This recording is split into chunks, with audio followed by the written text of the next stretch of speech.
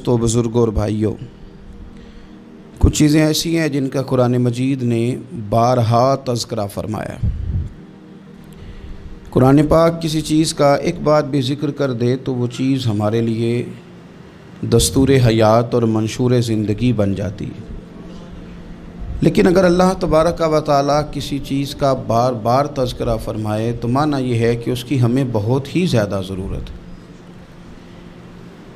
ان چیزوں میں سے ایک چیز صبر ہے۔ قرآن پاک نے 100 سے زیادہ مرتبہ صبر کا تذکرہ فرمایا۔ اتنی بڑی بات کو سمجھیے گا کہ 100 سے زیادہ مرتبہ قرآن پاک نے تذکرہ کیا ہے صبر کا، اور مختلف انداز میں۔ کہیں فرمایا کہ وَبَشِّرِ الصَّابِرِينَ، اے محبوب صبر کرنے والوں کو خوشخبری سنا دیجیے۔ کہیں فرمایا اِنَّ اللَّهَ مَعَ الصَّابِرِينَ، بے شک اللہ صبر کرنے والوں کے ساتھ۔ تو مختلف انداز میں، مختلف طریقوں سے اللہ تعالیٰ نے صبر کا تذکرہ فرمایا۔ سوسائٹی کے اندر، معاشرے کے اندر اور مسلمانوں کے اخلاقی رویوں کے اندر اگر صبر کو داخل کر لیا جائے تو ہم محسوس کریں گے کہ ہماری زندگی نہ صرف یہ کہ آسان ہو گئی ہے بلکہ محبتوں والی ہو گئی ہے، چاہتوں والی ہو گئی ہے۔ ہمارے رشتے ایک دوسرے سے ٹوٹ نہیں رہے بلکہ بننا شروع ہو گئے۔ تھوڑا سا صبر بہت ساری چیزوں کو ٹوٹنے سے بچا لیتا ہے۔ قرآن مجید کی جو آیت کریمہ میں نے تلاوت کی، یہ سورہ آل عمران کی آخری آیت ہے۔ اللہ تعالیٰ نے فرمایا یا ایھا الذین آمنوا اصبروا وصابروا، اے ایمان والو صبر کرو، صابر بنو۔ اے ایمان والو صبر کرو اور صابر بنو۔ کیا مطلب؟ پہلے صبر کا مطلب یہ ہے کہ اگر تمہیں کوئی ذاتی تکلیف پہنچے تو اس پر صبر کرو۔ وصابروا، اس کا معنی یہ ہے کہ اگر دشمن کے مقابلے میں کسی اور کی طرف سے کوئی تکلیف آئے تو اس پر بھی صبر کرو۔ پھر فرمایا ورابطوا، اور ہمیشہ کمر بستہ رہو، اسلامی سرحدوں کے پہرے دار رہو۔ واتقوا اللہ، اللہ سے ڈرتے رہو۔ لعلکم تفلحون، اس امید پر کہ اللہ تمہیں کامیابی عطا فرما دے، تم فلاح پا جاؤ۔ یا ایھا الذین آمنوا اصبروا وصابروا، اے ایمان والو صبر کرو اور صابر بنو۔ صبر کرو، صابر رہو، یعنی جو ذاتی تکلیف آئے اس پر بھی صبر کرو۔ اور مصابرہ کا معنی سامنے سے آنے والی تکلیف، اگر بیماری آ گئی، کوئی پریشانی آ گئی، کہیں کوئی اپنا دنیا سے چلا گیا تو یہ ذاتی تکلیف ہے، اس پر بھی صبر کرنا۔ اور اگر اپنوں نے، بیگانوں نے کوئی تکلیف پہنچا دی، کوئی اذیت دے دی، وہ اذیت کئی صورتوں میں ہو سکتی ہے۔ تانا بھی ایک اذیت ہے، طنز بھی ایک اذیت ہے، کسی شخص کے بارے میں غلط کلمہ کہنا بھی ایک اذیت ہے، اور مقابلے میں کھڑے ہو جانا، لڑائی کرنا، یہ بھی ایک اذیت ہے۔ اس پر بھی صبر کرو۔ ورابطوا، اور اس طرح کرو کہ کمر بستہ رہو، جد و جہد کرتے رہو۔ واتقوا اللہ، اللہ سے ڈرو۔ لعلکم تفلحون، تاکہ تم کامیاب ہو جاؤ۔ صبر جب آپ کرتے ہیں نا اور صبر کا ارادہ کرتے ہیں تو اللہ تعالیٰ صبر کی توفیق بھی عطا فرماتا ہے۔ ہم نے یہ دیکھا ہے کہ ہمارے پاس نعمتوں کی کمی نہیں، ہمارے فریزر خوراک سے بھرے ہوئے ہیں، ہمارے دسترخوانوں پہ انواع و اقسام کی چیزیں چنی ہوئی ہیں، ہماری الماریوں میں کئی ہمارے لباس تیار شدہ لٹکے ہوئے ہیں، ہماری جیبوں میں ہماری ضرورت کا سرمایہ اللہ نے ہمیں دے دیا ہے۔ لیکن اس کے باوجود جو لوگ ایک دوسرے سے پیار نہیں کر پا رہے، جو ایک دوسرے کے قریب نہیں جا پا رہے، تو اس کی وجہ یہ ہے کہ صبر نہیں رہا، حوصلہ نہیں رہا، کسی چیز کو برداشت کرنا ہمارے مزاج کا حصہ ہی نہیں رہا۔ اور پھر چونکہ امت مسلمہ نے انقلاب برپا کرنا تھا، دنیا کو پیغام حق دینا تھا، اگر ان کے اندر حوصلہ ہی نہیں ہوگا، اگر انہیں صبر ہی نہیں کرنا آئے گا، استقامت ہی نہیں ہوگی، کہیں رکنا ہی نہیں آئے گا، تو یہ میدانوں کو سر کیسے کریں گے؟ کامیابیاں کیسے ان کا مقدر بنیں گی؟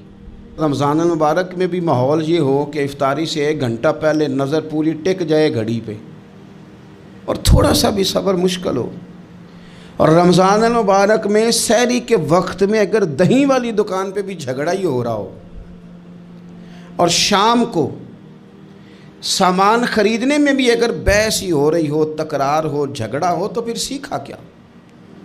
پھر وہ جو ہمیں تربیت دی جا رہی تھی کہ ہم نے صبر کرنا ہے، تو پھر ہم نے اس میں حاصل کیا کیا؟ حدیث پاک سنیں گے آپ کی طبیعت بڑی ٹھنڈی ہوگی۔ میرے نبی پاک صلی اللہ تعالیٰ علیہ وسلم نے ارشاد فرماتے ہیں کہ جو بندہ سوال سے بچنا چاہے گا، ارادہ کرے گا اللہ میں نے کسی سے نہیں مانگنا، فرمایا جو سوال سے بچنا چاہے گا رب اسے سوال سے بچا لے گا، اور جو لوگوں سے بے نیاز ہونا چاہے گا، کہے گا یا اللہ مجھے دنیا داروں کا محتاج نہ بنا، اپنی بارگاہ سے عطا فرما۔ جو لوگوں سے بے نیاز ہونا چاہے گا اللہ لوگوں سے بے نیاز کر دے گا، اور فرمایا جو صبر کا ارادہ کرے گا اللہ اسے صبر کی توفیق بھی عطا فرما دے گا۔ ارادہ تو کرے، پروگرام تو بنائے، توفیق تو اللہ دے گا۔ جو صبر کا ارادہ کرے گا اللہ صبر کی توفیق بھی عطا کر دے گا۔ اور حضور صلی اللہ تعالیٰ علیہ وسلم فرمانے لگے یاد رکھو کسی بندے کو جو بہترین تحفہ دیا گیا ہے نا، اگر کسی کو کوئی بہترین عطیہ ملا ہے تو پھر اللہ تعالیٰ نے اسے صبر عطا فرمایا ہے۔ یہ بہترین تحفہ ہے، اس سے زندگی سنور جاتی ہے، اس سے انسان باوقار اور مطمئن ہو جاتا ہے، اس سے اس کے شب و روز آسانی سے بیتتے ہیں، وہ دنیا کی پک ڈنڈیوں سے آسانی سے گزر کے اللہ کی بارگاہ عالی مرتبت میں سرخرو ہو کر حاضر ہو جاتا ہے۔ لیکن اگر بے حوصلہ ہو، صبر نہ ہو، پھر نقصان روز بروز بڑھتا ہے۔ اور پھر میرے رسول پاک صلی اللہ تعالیٰ علیہ وسلم ارشاد فرماتے ہیں کہ اصل بات یہ ہے کہ اللہ تعالیٰ نہ کسی بندے کا درجہ بلند کرنے کا ارادہ فرماتا ہے، لیکن اس کے اعمال اس طرح کے نہیں ہوتے کہ اس کا درجہ بلند کیا جائے۔ اب رب کیا کرتا ہے، اللہ تعالیٰ اس کو مال کی، جان کی، اولاد کی کسی مشکل میں ڈال دیتا ہے، اس مصیبت پر وہ بندہ صبر کرتا ہے تو اللہ تعالیٰ اس کا درجہ بلند فرما دیتا ہے۔ اعمال اس قابل نہیں تھے کہ درجات بلند ہوں، وہ اعمال کی بنیاد پر نہیں کر سکتا تھا تو اللہ نے کسی مشکل میں ڈال کے نا اپنے فضل سے درجہ بلند کر دیا۔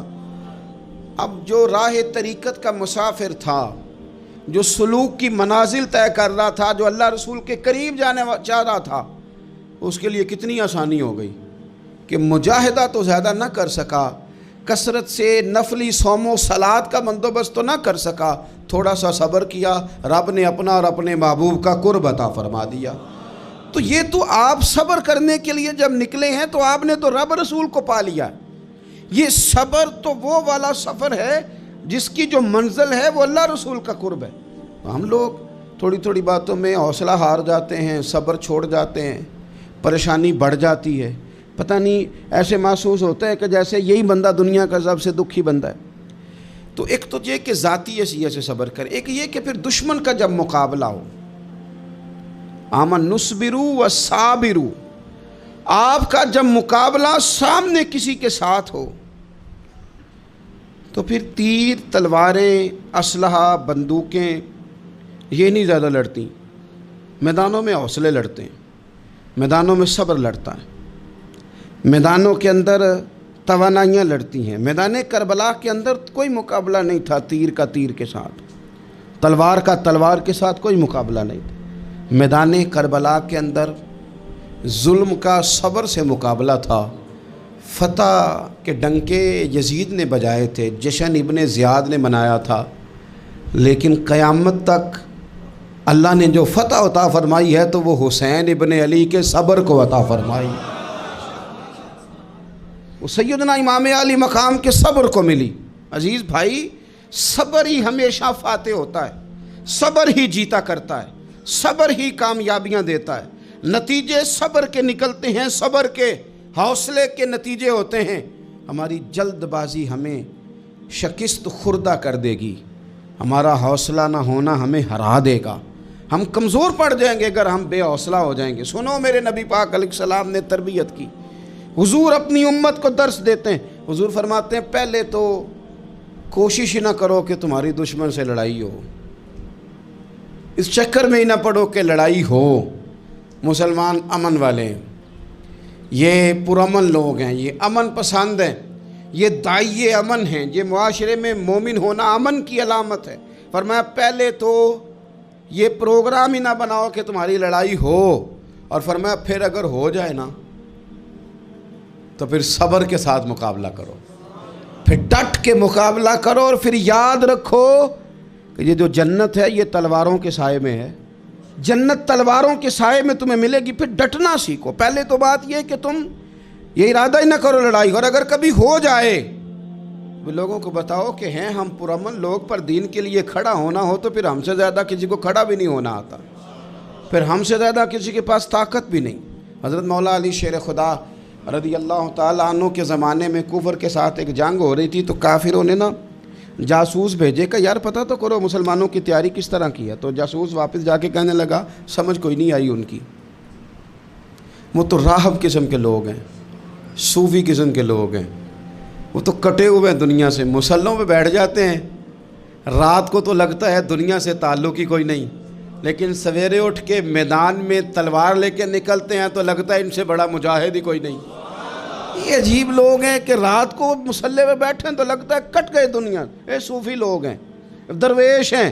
یہی مسلمان کی شان ہے، ہو ہلکا یاراں تو برے شم کی طرح نرم، رزم حق و باطل ہو تو فولاد ہے مومن، ادھر آ ستمگر ہنر آزمائیں تو تیر آزما، ہم جگر آزمائیں، ہم تجھے اپنا حوصلہ بتاتے ہیں کتنا، دیکھ ہمارے حوصلے سے ٹکرا کے دیکھ یہ کتنا طاقتور اور مضبوط ہے۔ تو عزیز بھائی، اگر زندگی میں آپ کو صبر کرنا آ گیا، میں بڑے دنوں سے یہ عنوانات بیان کر رہا ہوں، اور آج تو خصوصی طور پر رمضان شریف کے اس جمعے میں اپیل کرنا چاہتا ہوں آپ سے کہ کمزور باتیں کرنی چھوڑ دیں، مایوسی کے جملے اپنی زندگی سے نکال دیں۔ ہم مسلمان ہیں، آپ بیمار ہو گئے ہیں تو یہ بھی خدا کا فضل ہے، گناہ معاف ہوں گے۔ اگر اللہ تعالیٰ نے فقیر بنا دیا، غریبی آ گئی ہے تو یہ بھی فضل ہے، امیروں سے پہلے جنت میں جائیں گے۔ اگر اللہ تبارک و تعالیٰ نے کسی جگہ آپ کو مکان نہیں دیا اور دوسرے کو دے دیا ہے تو آپ وہ لوگ ہیں جو عظیم سنت ادا کر رہے ہیں سیدنا بلال حبشی کی۔ اگر کسی جگہ کوئی کمزوری آ گئی ہے، کوئی پیچھے رہ گئے ہیں تو یہ خدا کا فضل ہے۔ اللہ تعالیٰ نے چاہا ہمارے لیے جو فیصلہ تو ہم اس پہ راضی ہیں، لیکن اپنی زندگی میں اور شکوے اتنے بڑھا لیے ہم نے، اتنے بڑھا لیے کہ لوگوں سے شکوے کرتے کرتے رب رسول سے بھی شروع کر دیے۔ غلام بھی کبھی شکوہ کرتا ہے، آقا کا بھی شکوہ ہوتا ہے، بندہ بھی کبھی شکوہ کرتا ہے، رب کا بھی شکوہ ہوتا ہے، یہ بھی کبھی ہوتا ہے۔ آپ نہ مانے پر یہ شکوہ ہے کہ میں بڑے ڈاکٹروں کے پاس گیا ہوں آرام نہیں آیا، نہ مانے پر یہ شکوہ ہے میں نے کبھی کسی کو ستایا تو نہیں پر میرے حالات نہیں ٹھیک ہوتے۔ آپ نہ مانے پر یہ شکوہ ہے کہ فلانے کے پاس دولت زیادہ ہے، اس نے پتہ نہیں وہ آگے نکل گیا اور میں پیچھے رہ گیا، نہ مانے پر یہ شکوہ ہے۔ کس سے کر رہے ہو؟ رب رسول سے؟ او آس بولے تے دی مہربانی اساں تے لاڈ ہی لڑاونے نے۔ کس سے شکوہ کر رہے ہو؟ خدا کے بندو، غلام غلامی کرتے ہیں، شکوے کرتے ہیں کوئی؟ حضرت ام سلمہ رضی اللہ تعالیٰ عنہ، شوہر کا نام ہے ابو سلمہ، بیٹے کا نام ہے سلمہ، کہتی ہیں میں، میرا شوہر، میرا بیٹا، تینوں، چھوٹا بیٹا میرا، ہم نکلے مکہ مکرمہ سے مدینہ طیبہ جانے کے لیے۔ ایک کی بیٹا ہے، خاندان جمع ہے، شوہر کی گود میں بیٹا، اونٹ کے پیچھے میں۔ فرماتی ہیں مدینے کی سرحد آ گئی تو میرے میکے والے آ گئے، کہنے لگے ابو سلمہ نہیں لے جانے دیں گے مدینے اپنی بیٹی کو۔ میں نے کہا میں مسلمان ہوں، میں تو اپنے شوہر کے ساتھ مدینے جاؤں گی۔ انہوں نے کہا نہیں جا سکتے، تو نے جانا ہے تو جا، ہماری بیٹی نہیں جائے گی۔ زبردستی مجھ سے انہوں نے مجھے میرے شوہر سے الگ کیا۔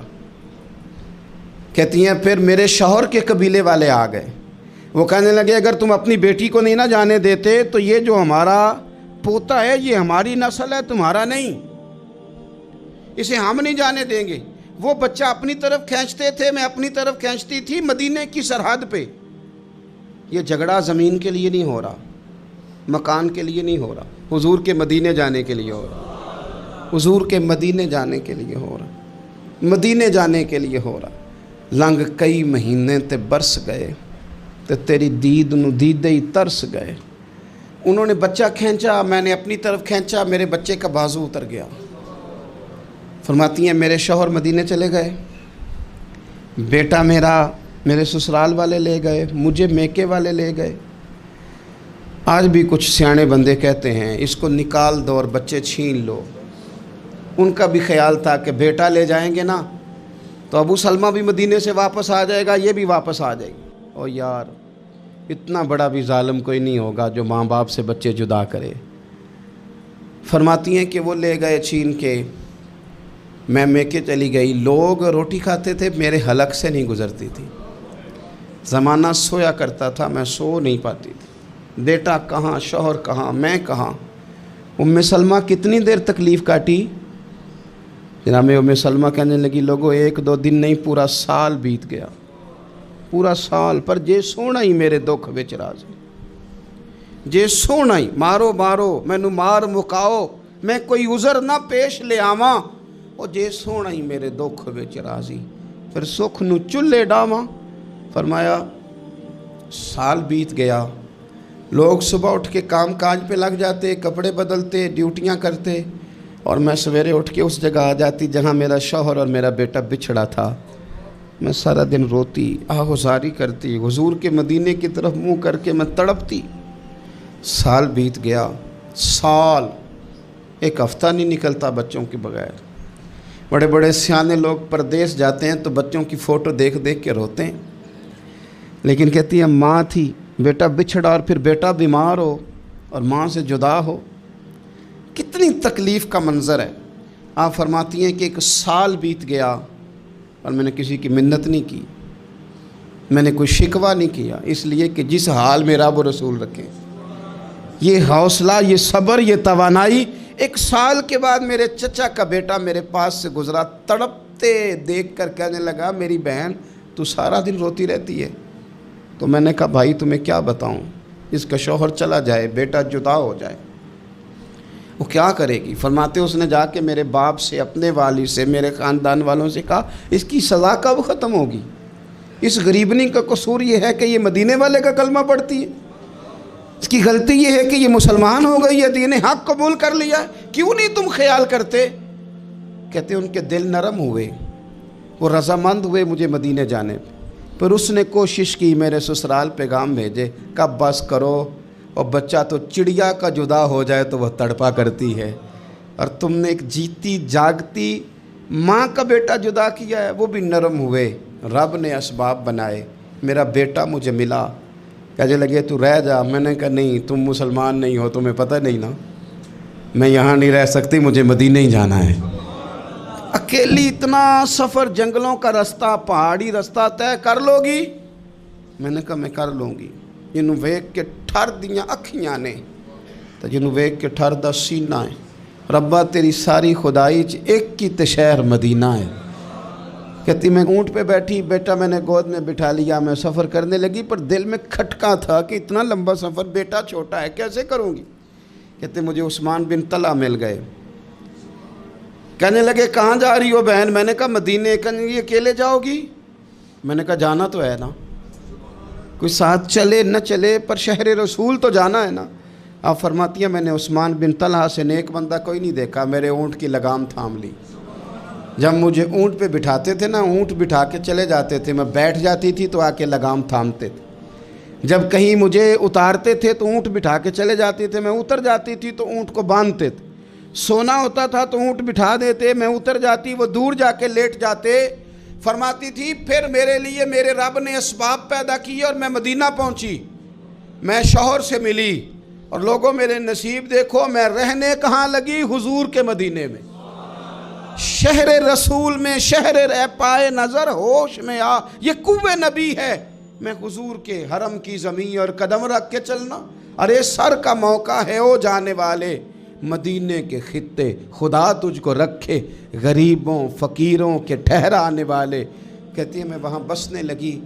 آپ فرماتی ہیں مسلمانوں شاید مجھ سے زیادہ تکلیف کسی نے نہ سہی ہو، پر دیکھو 1 سال پورا میں تکلیف میں رہی، اور جب میرا صبر سال کو پہنچا، صبر کی عمر 1 سال ہوئی، تو پھر رب نے بندوبست کیا پھر میرے گھر والے بھی نرم ہو گئے، سسرال والے بھی نرم ہو گئے، رب نے میرے آنے جانے کے لیے ایک بندے کا بندوبست بھی فرما دیا، پھر میرا شوہر تک بھی میں پہنچ گئی، مجھے مدینہ الرسول بھی نصیب ہوا۔ 1 سال میں نے صبر کیا تھا، رب نے مجھے مستقل مدینے کا ٹھکانہ عطا فرما دیا۔ لیکن جو بندہ صبر ہی نہ کر پائے، جو کہ جی بڑی دور سے آیا ہوں، بڑی دیر ہو گئی، بڑا ٹائم ہو گیا، کب جا کے مسئلہ حل ہوگا، وہ جو آپ نے بتایا تھا وہ تعویذ کب اثر کرے گا، وہ دعا کب قبول ہوگی، وہ فلانا معاملہ کب، بھئی یہ ڈیٹ تو آپ کو رب رسول ہی دے سکتے ہیں۔ بندہ تو کوئی اطلاع ہی دے گا، پیغام ہی دے گا، دعا ہی کرے گا۔ اگر زندگی میں حوصلہ ہی نہیں ہوگا، اگر آپ کو یہ قرار ہی نہیں آئے گا، ٹھہرنا ہی نہیں آئے گا کسی میدان میں۔ دیکھیں کچھ ایسی اذیتیں ہوتی ہیں جو اذیت ناک ہوتی ہیں، لیکن اگر غلامی میں آ جائے نا آپ تو وہ اذیت ناک نہیں ہوتی، اس چبھن میں مزہ آنے لگتا ہے۔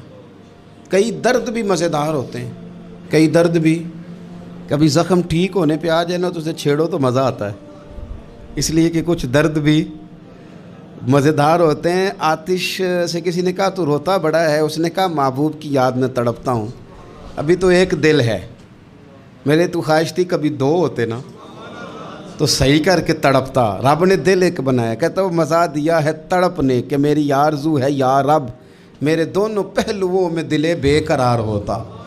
درد میں بھی مزہ ہے، پر شرط یہ ہے کہ لوگ درد میں بھی جینا سیکھیں۔ ہم نہ آرام میں جینا چاہتے ہیں، پنکھے کے نیچے جینا چاہتے ہیں، کاش کہ ہمیں صحرا میں بھی نیند کا مزہ لینے کا طریقہ آئے، پھر زندگی کے سارے راستے آسان ہیں، پھر اقرار بھی مشکل نہیں۔ لیکن چونکہ حوصلہ نہیں، صبر نہیں، وہ والا قرار نہیں جو ایک مسلمان سے رب رسول کا مطالبہ ہے۔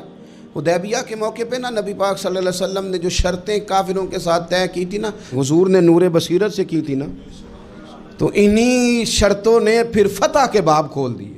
ان فتحنا لک فتحا مبینا۔ ایک شرط یہ تھی کہ اگر کوئی مسلمان مدینے سے مکے آئے گا تو مکے والے واپس نہیں کریں گے، رکھ لیں گے۔ پھر غور کریں، کوئی مسلمان اگر مدینے سے مکے آئے گا تو مکے والے واپس نہیں کریں گے، اور اگر کوئی بندہ مسلمان اپنے آقا کی مرضی کے بغیر مسلمان ہو جائے اور وہاں سے وہ مدینے آئے گا تو حضور پناہ نہیں دیں گے۔ تو میرے بھائی، محبوب کی طرف سے آنے والا نہ صرف سوکھ ہی نہیں قبول کرنا چاہیے، دکھ بھی قبول کرنا چاہیے، دکھ بھی قبول کرنا چاہیے۔ ہمارا یہ مسئلہ ہے کہ ہم نہ میٹھی میٹھی کے قائل ہیں، کڑوی کڑوی کے قائل نہیں۔ اگر وہ کبھی دکھ دے نا تو محبوب کا دکھ بھی سکھ سمجھ کے قبول کرو۔ ہاں اس کی طرف سے کانٹا ہے کبھی تو اسے پھول سمجھ کے قبول کرو، وہ چبھے گا نہیں، انشاءاللہ مزہ ہی دے گا، وہ قبول تو کرو نا۔ تو اب حضرت ابو بصیر رضی اللہ تعالیٰ عنہ ایک صحابی تھے، ایک تو حضرت ابو جندل رضی اللہ تعالیٰ عنہ تھے نا، تو وہ تو حدیبیہ میں آ گئے، حضور مجھے لے جائیں، تو نبی پاک نے فرمایا میں نے وعدہ کر لیا ہے، ان کو بھی حضور نے واپس بھیج دیا۔ اور یہ بیچارے نا اپنے آقا کی جیل توڑ کے مکے سے بھاگ کے مدینے آئے، یا رسول اللہ مجھے قبول کر لے، میں بھاگ آیا ہوں، وہ بڑا ظلم کرتے ہیں، مارتے ہیں، تکلیف دیتے ہیں۔ وہ آئے تو ادھر سے نا اس کے مالک نے 1-2 بندے بھی بھیج دیے رکا دے کے کہ یا رسول اللہ آپ کا تو وعدہ تھا کہ آپ بندہ رکھیں گے نہیں۔ یہ آئے اور رکا بھی آ گیا۔ اب ذرا منظر کو سمجھیں۔ ہمارا تو یہ مسئلہ ہے کہ کہتے ہیں کہ میری 99 باتیں مانی ہیں، ایک نہیں مانی، لہذا میرا تعلق ہی کوئی نہیں۔ لیکن یہاں کیا کیفیت ہے؟ بندہ رو رہا ہے، تڑپ رہا ہے، حضور میں مار سے بچتا ہوا آیا ہوں، جیل توڑ کے آیا ہوں، مجھے قبول کر لیں۔ ادھر رکا آ گیا کہ آپ کا وعدہ تھا رکھیں گے نہیں۔ اب یہ کتنا مشکل مسئلہ ہے، لیکن رسول پاک علیہ السلام نے فرمایا ابو بصیر میں نے وعدہ کیا یار تجھے واپس جانا پڑے گا۔ اوئے ہوئے ہوئے، لوگ تو کہتے ہیں نا کہ وہ پیر صاحب نے کہا تھا تو میرا کام نہیں ہوا، لہذا میری بیعت ہی گئی، چھٹی ہو گئی، ماحول ہی بڑا عجیب ہے۔ حضور نے فرمایا واپس جا، لیکن جے کر یار دے نام دا ملے مینا، پھر انہوں چولی پا لئیے، مینے نوں پنجے سٹیے نہ، جے کر یار دے نام دا، سامنے والے نے تانا سمجھ کے دیا تھا پر یار کے نام کا تھا نا، اس نے کہا لا صحیح سونے کے نام کا ہے نا، تانا ہوا تو کیا ہوا، جے کر یار دے نام دا ملے مینا، انہوں چولی پا لئیے پنجے سٹیے نہ، ਤੇ ਜੇਕਰ ਯਾਰ ਦੇ ਨਾਮ ਦੀ ਮਿਲੇ ਸੂਲੀ ਫਿਰ ਝੂਠਾ ਝੂਠ ਲਈਏ ਤੇ ਪਿਛਾਂ ਹਟੀਏ ना, झूठा झूठ लइए।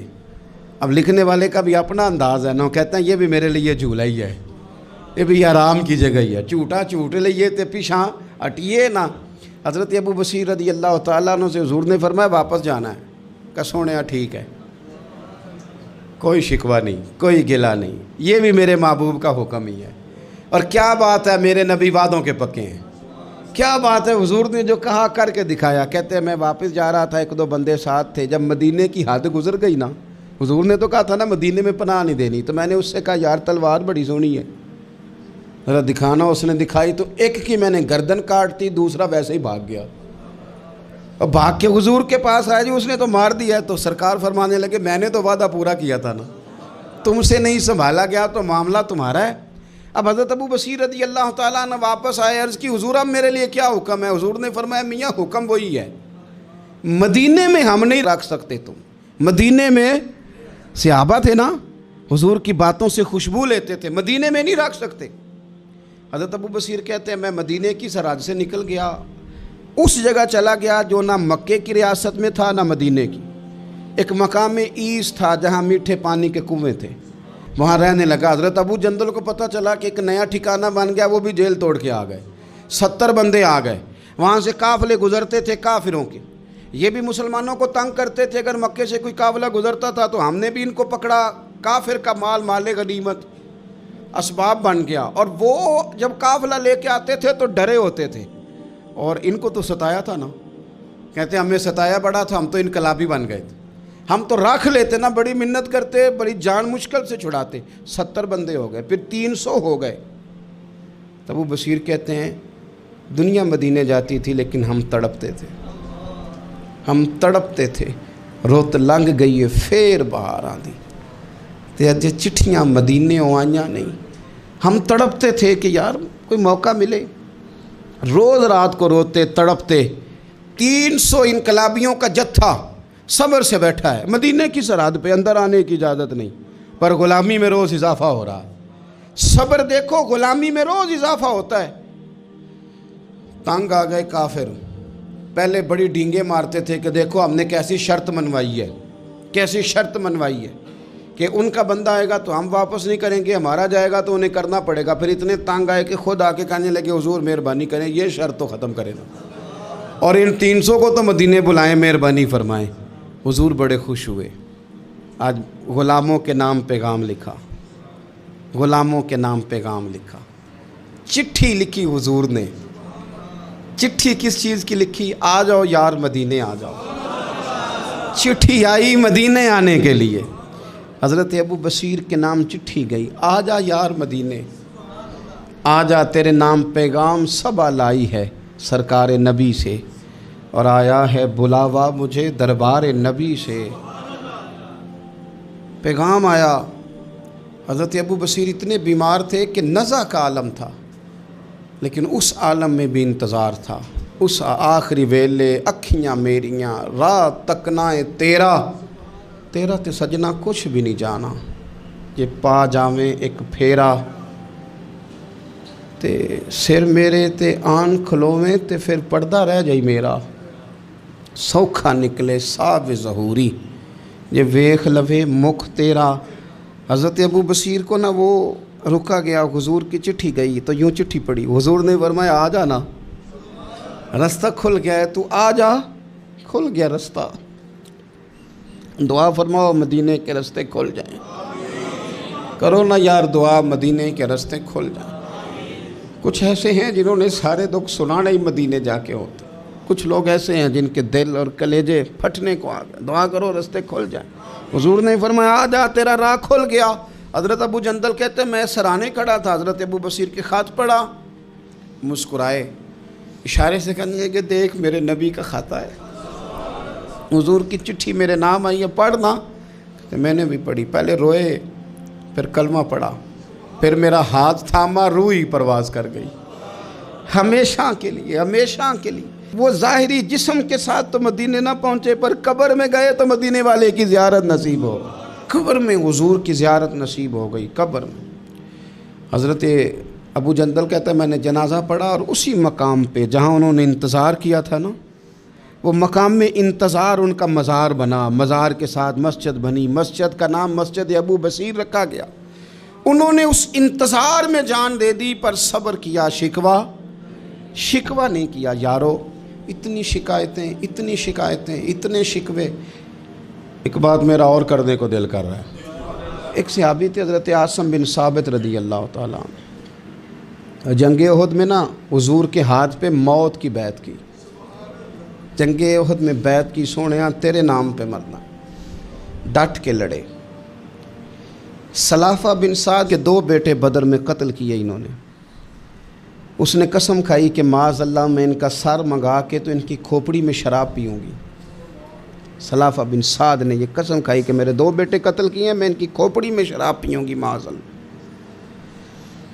ایک قبیلہ غزیل تھا، انہوں نے احد کے بعد حضور سے کہا کچھ قاری ہمیں دے دیں، ہم نے قرآن سیکھنا ہے۔ تو نبی پاک نے کچھ بندے بھیجے، تو عاصم بن ثابت کو بھی بھیجا، لیکن انہوں نے دھوکہ کیا، وہاں جا کے ان کو گرفتار کر لیا۔